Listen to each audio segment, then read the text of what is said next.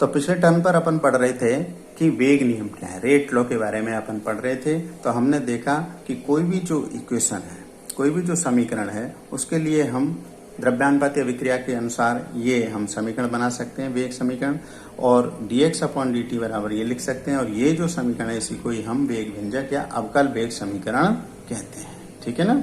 और k स्थिरांक है जिसे अपन वेग स्थिरांक कहते हैं। अब यदि अभिकारकों की सांद्रता क्या हो जाए, यूनिट एक इकाई हो जाए, तो dx अपॉन dt बराबर क्या हो जाएगा, k हो जाएगा, ठीक है। तो इस परिस्थिति में यदि क्रिया कारकों की सांद्रता इकाई हो तो k का मान अभिक्रिया के वेग के बराबर हो जाएगा, ठीक है ना। उस परिस्थिति में अभिक्रिया का वेग और वेग स्थिरांक दोनों आपस में एक दूसरे के बराबर होंगे, ठीक। अब अगली बात है अभिक्रिया की कोटि और अणुसंख्यता, ऑर्डर ऑफ रिएक्शन एंड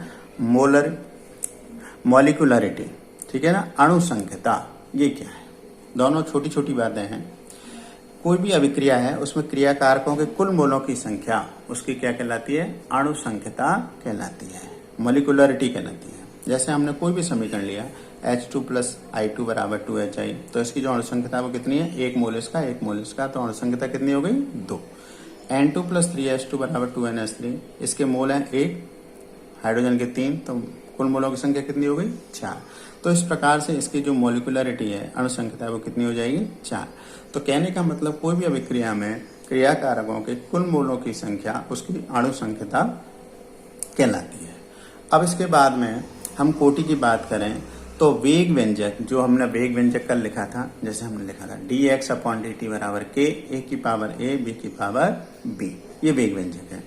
तो उस परिस्थिति में वेग व्यंजक में जो भी क्रिया कारक हों, जो भी क्रिया कारक हैं, उनके सक्रिय द्रव्यमान की जो पावर है, घात है, उनका जो टोटल है, योग है, वह कहलाता है अभिक्रिया की कोटि।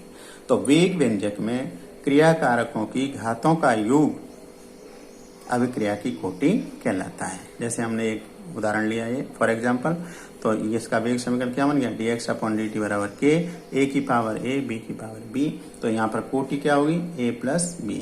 अब ये कोई जरूरी नहीं है कि अभिक्रिया का जो वेग है वो दोनों क्रिया कारकों की सांद्रता पर डिपेंड करेगा, ठीक है ना। कर भी सकता है और नहीं भी कर सकता है। तो इस प्रकार से हम अभिक्रिया की कोटि और अणुसंख्यता को डिफाइन कर सकते हैं। दोनों में अंतर पूछा जाता है कई बार कि हम कैसे अंतर डिफाइन करें, तो दो अंतर हम आराम से बता सकते हैं कि ये जो कोटि है समीकरण को देख करके हम नहीं बता सकते, तो इसका मतलब क्या है, ये प्रायोगिक मान है। और अणुसंख्यता आराम से कोई भी समीकरण लिखिए तो हम बता सकते हैं देख करके कि भाई इसका मतलब ये है। तो अणुसंख्यता सैद्धांतिक मान है। अब कोटि क्या हो सकती है, शून्य भी हो सकती है, कोई भिन्न में यानी कि रेशनल नंबर भी हो सकता है, ठीक है। लेकिन जो अणुसंख्यता है वो हमेशा ही नेचुरल नंबर होगी, प्राकृतिक संख्या होगी, पूर्णांक होगी, जैसे 1, 2, 3, 4 एंड सो ऑन हो सकती है। कभी भी शून्य नहीं होगी और ऐसे रेशनल में भी नहीं होती है। तो इस प्रकार से हम कोटि और अणुसंख्यता की बात कर सकते हैं। अब वेग स्थिरांक k के मात्रक की हम गणना किस प्रकार से करेंगे, ये कई बार बोर्ड में पूछा जाता है। तो हमने समीकरण लिखा, वेग समीकरण, वेग बराबर k, a की पावर a, b की पावर b, ये कोई एक समीकरण लिख लिया हमने, ठीक है। अब वेग का मात्रक अभी हमने पढ़ा, मोल प्रति लीटर प्रति सेकंड, तो मोल बटे लीटर सेकंड, ठीक है। तो बराबर, अब ये जो सक्रिय द्रव्यमान है इसका मात्रा भी क्या होगा, मोल प्रति लीटर, तो बराबर k मोल प्रति लीटर की पावर a, मोल प्रति लीटर की पावर b। अब इसका मतलब क्या होगा, k बराबर, अब ये मोल है, मोल की पावर क्या है, a। अब इधर क्या होगी, मोल की पावर गुणा करने पर तो जुड़ जाती है, लेकिन जब दूसरी साइड में जाएगी तो क्या आ जाएगी, उसका डिवाइड हो जाएगा। और जब उसको भाग देने पर कोई भी संख्या घट जाती है अगर सेम चीज हो तो मोल की पावर यहाँ 1 है और यहाँ क्या है, a + b, और दूसरी साइड में आएगी तो उसको क्या करेंगे, अपन माइनस कर देंगे, तो मोल की पावर 1 - a + b।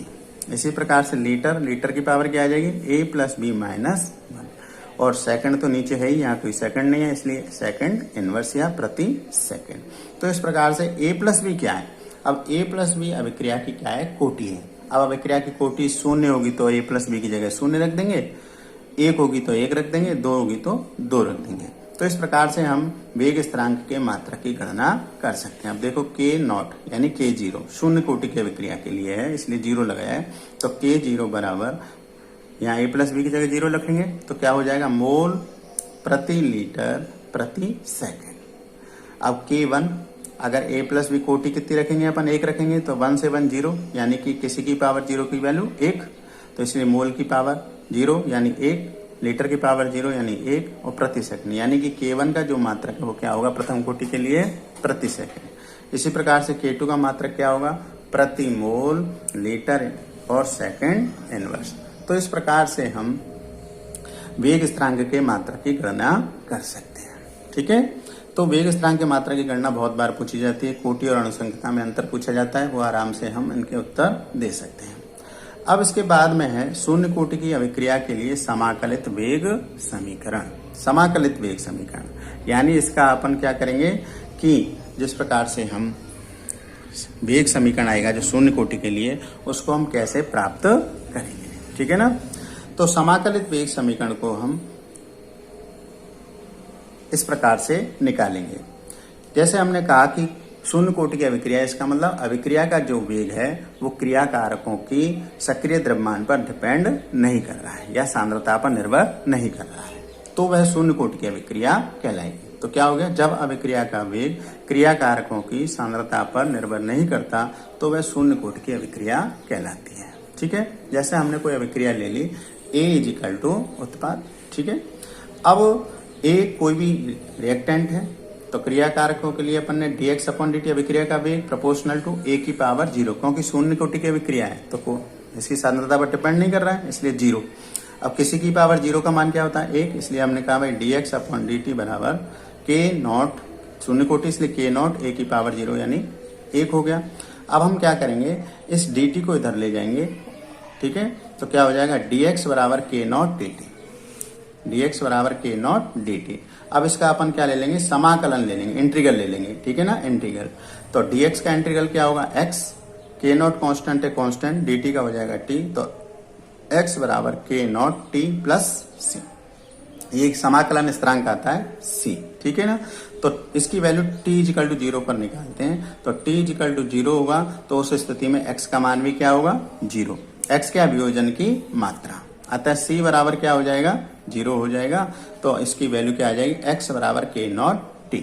अब ये जो समीकरण, रेखा का समीकरण दो होते हैं, एक तो y=mx प्लस c और एक होता है y=mx। तो इससे हम कंपैरिजन करेंगे, तो y=mx से कंपैरिजन करेंगे तो y की जगह क्या बैठा है, x की जगह क्या बैठा है, t, और m यानी इसकी जो प्रवणता है, ढाल है, वो क्या है, k0 है। तो एक हमने ये ग्राफ खींचा तो इस प्रकार से ये ग्राफ आ गया और ये ढाल इसकी